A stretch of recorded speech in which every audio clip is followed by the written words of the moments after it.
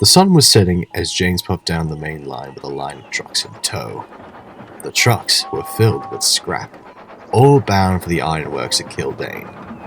A recent cleanup at Narrated docks had turned up a lot of rusted track and machinery that hadn't been used for a long time. And James had been rusted to take it, being in the wrong place at the wrong time.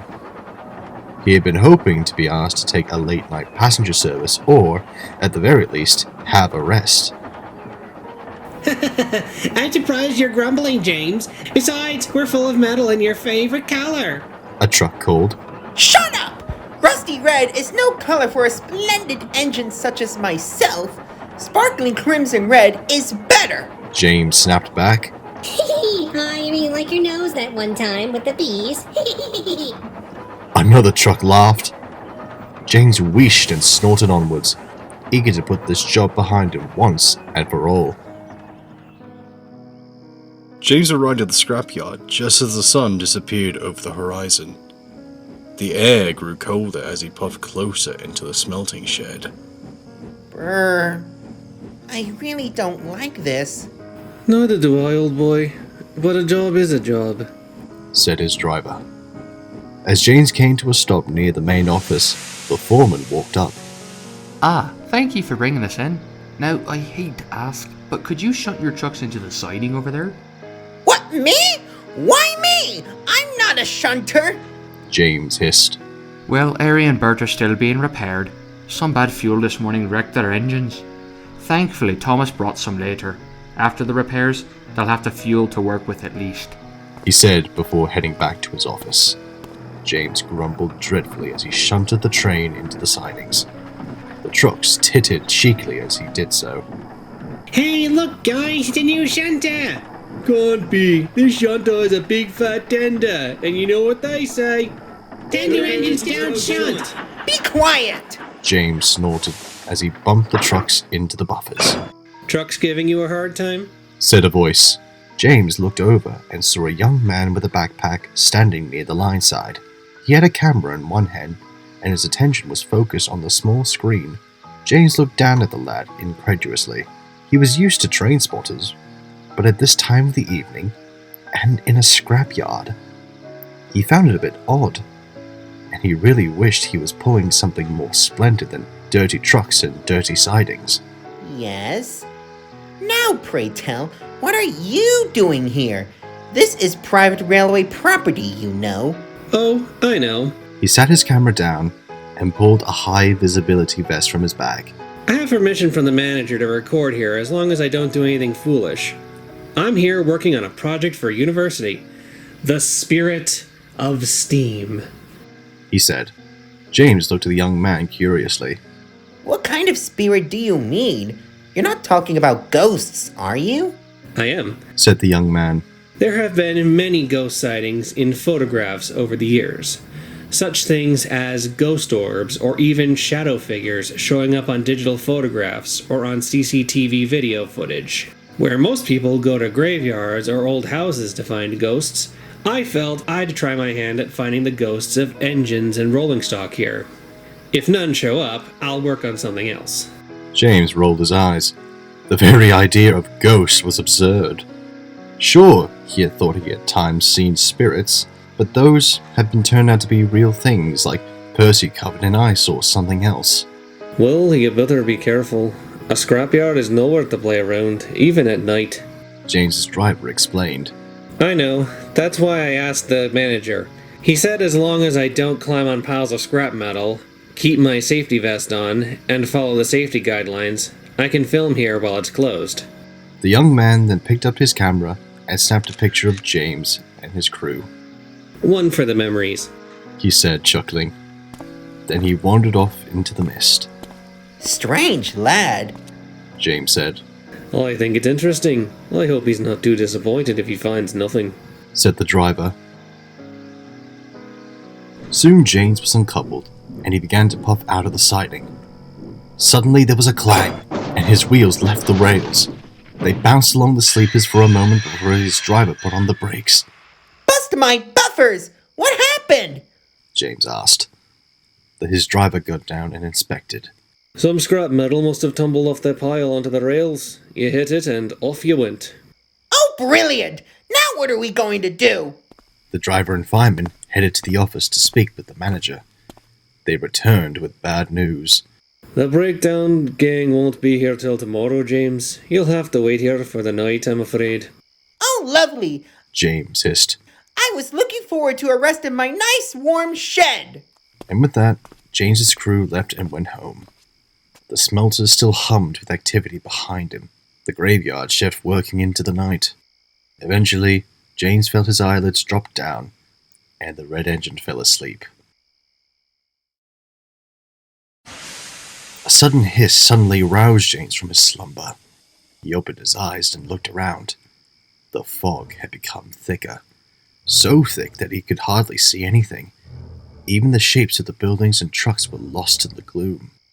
Suddenly another hiss echoed in the yards, only this time it was accompanied by the sound of groaning metal. Hello? Is someone there? James called out. No one replied. Only the sound of more hissing, and this time puffing. Only the puffing sounded different each time. It sounded like 3 different engines, but each puff sounded like it was coming from everywhere at once. James felt a wave of nerves roll along his boiler. He felt surrounded all around, and what was worse, he didn't know who was surrounding him. Then he felt the ground shudder. Something big was coming. It had to be another engine, but in the fog, James couldn't be sure. The chopping and rumbling and screeching came closer and closer.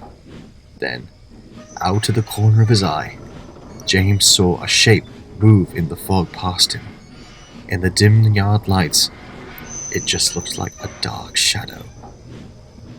The chopping was louder than ever, and the metal screeching sound, the sound of rusty wheels turning, sounded almost alive, like cries and moans.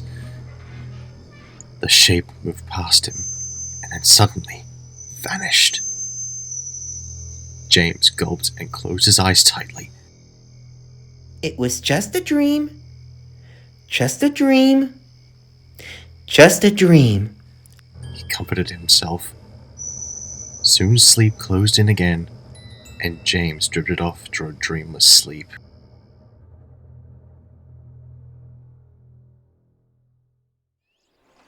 James was soon re-railed and taken to the works to be looked over. After the inspection, the red engine was asked to take a passenger train when he got back to Narrated. The run helped ease James's nerves, and he soon forgot about what he thought he had seen. A few days later, the young man came to see James and his crew at the sheds. He was there to show them the pictures he had taken. Check this one out first. He said as he passed them the photo he had taken of James and his crew. In the photo, they saw James and his crew with the smelter shed behind them. But next to James, with just a corner sticking out, was a faded-looking tender. It wasn't very clear, and it was a little transparent, like it had passed by the camera too quickly to be clearly captured. Now what's that? It looks like an engine tender. I was the only one there. James said, rolling his eyes. Your camera must be faulty or something. And that's not all. The young man continued. He had brought his camera to the crew. The display screen showed one of the sheds in the ironworks, one of the yard lights, and piles of twisted scrap. It was all barely visible through the thick fog, the young man quickly explained. I was messing with some of the settings and forgot I'd switched it from picture mode to film mode. I tried to take a still picture, but it wouldn't click like it usually would. So I took out my second camera and went to photograph something else. I was only away for a few moments before... well... watch. He hit play on the camera, and the film played. The picture shuddered as if the camera was sat down. The voice of the man bemoaning his apparent misfortune, followed by the sounds of footsteps scurrying away. Then, another sound came. A kind of puffing noise, followed by screeching metal. The screeching sounded intensely pained. James felt a cold shiver run down his back, and his mind thought back to that night as memories resurfaced. Then a big engine puffed across the screen. It was covered in rust, and had holes in its boiler that showed the boiler tubes. It rolled with a soft puffing sound, which at times sounded like 3 different engines at once. As it puffed past, no fire could be seen in the smoke box. The only light seemed to come from the little red tail lamp on its tender. Slowly, the engine rolled away from the camera, into the darkness, its red tail lamp the only thing in sight. Then the light flickered off, like someone had just flipped a switch. I later came back and turned the camera off, but you saw it, right? The young man asked. Yes, we did. Said the driver. Are you sure you didn't alter this video? James asked, his voice quivering. What? Why do you think I would do that? You university kids are too clever. That engine might be nothing more than a broken old model toy being pushed through a model railway set done with fancy editing. I'm serious. The student insisted. While I might be clever, I'm not this clever. Besides, didn't you see the engine? It didn't look anything like in any train spotter's book. What do you mean? James asked. Does it look like Gordon, only with too many wheels? Came a voice. The group turned to see Edward, looking over towards them. The old engine had been quietly building up steam while they had been talking. Yes, it did. I had to play the video back on my TV to see it better, but I did see more than 3 driving wheels on this engine. The student said. Edward looked down at his buffers and sighed. Oh dear. Seems they are still around. He said. They? Who are they? James asked, curious what Edward meant. Well, they, for lack of a better word, are known as the Killdane Experiment. A tragic tale that took place long ago, and one that no one at the smelters dare speak of. The group looked on as the old engine continued. The Killdane Experiment began in 1966. Following the second act of the Beeching Acts, many engines were withdrawn from service and scrapped before their time. Young engines sent to old sidings to rust away and be cut up. It happened so quickly, scrapyards on the other railway became filled to capacity. It was because of this that some trains of scrap came to Sodor for processing. This was before our line became a heritage railway. That summer, a young but eccentric engineer from Crovan's Gate came to the scrapyard looking for work. Following this young man's employment, strange things began happening. Workers would sometimes come to begin cutting up a scrap engine, only to find that someone had already started, as many parts were missing. Soon it wasn't just parts, as a whole scrap engine vanished once. For a time, no one could explain what was happening. It seemed as if the engine ceased to exist. Even receipts recording their arrival at the scrapyard would vanish. Police would occasionally patrol the scrapyard by night to keep watch for any break-ins, but none were reported. We were soon to find out what became of those parts. It was during one night when I'd just arrived with a delivery of petrol for the generators. We were just shunting them into their siding when suddenly there was a scream from one of the nearby sheds. The front doors flew open, and out came the young engineer, badly burnt. Before anyone could ask him what had happened, something big puffed out of the sheds in a cloud of steam. It was a monstrous-looking scrap engine. It had no face, just a rusty smokebox door. Its boiler and cab were from an A1, mounted crudely atop an 9F's chassis, pulling a rusty old tender behind it. Steam hissed and smoke billowed from its funnel and from its cab, which seemed to glow bright yellow. The hissing was pained, and at times it sounded like 3 engines puffing at once. The monstrous creation slowly puffed its way down the siding before coming to a stop on the points, when its corroded suspension springs finally snapped. When the paramedics and the police arrived, they asked the engineer what he'd been doing. He said he was trying to create a new engine that could revitalize steam on the mainland. He'd gotten a hold of the engine parts from the ironworks. using the place as a parts shop where he could scrounge up all the spare parts he could ever want. During his days off, he would sneak into the yard and steal more engine parts to complete his project. He managed to steal the complete scrap engine using a heavy hauler lorry owned by his brother, Frederick Packard, father to Jenny Packard, in fact. To hide his work, as he knew that all this scrap would be very valuable, he stole and altered receipts from the office to make it seem like no scrap engines had ever been delivered or engines arrived with fewer parts.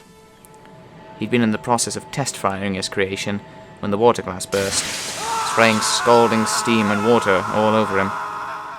His goals were terrible and foolish, and for his trouble he would endure many painful surgeries that would end up costing him the use of one of his hands and a lifetime of horrible scars.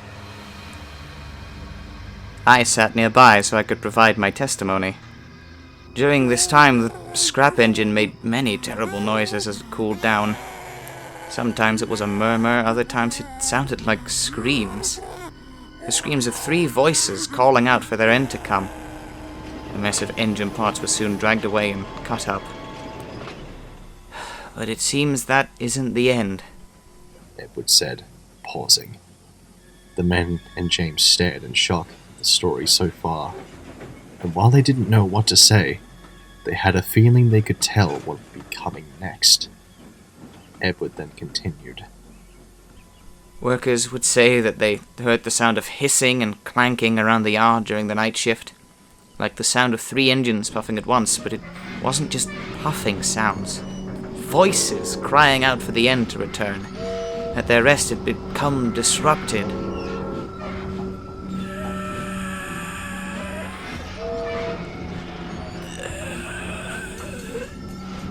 I am dead. Awaken me, or let me rest, for I was, and I am.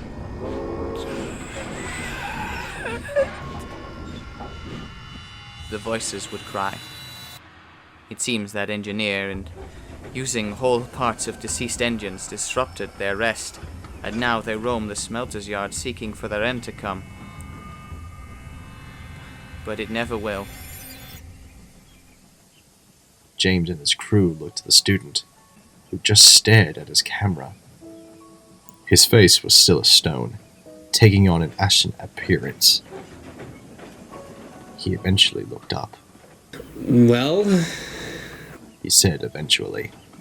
I guess my video was a success. James couldn't help but silently agree. Eventually the student left, and he puffed away to pull another train. He did so quicker than usual, almost as if he was eager to take his mind off of something. For weeks to come, the red mixed traffic engine shuddered at the sight of scrap trains. No one asked why, and no one would ever know why. No one but Edward.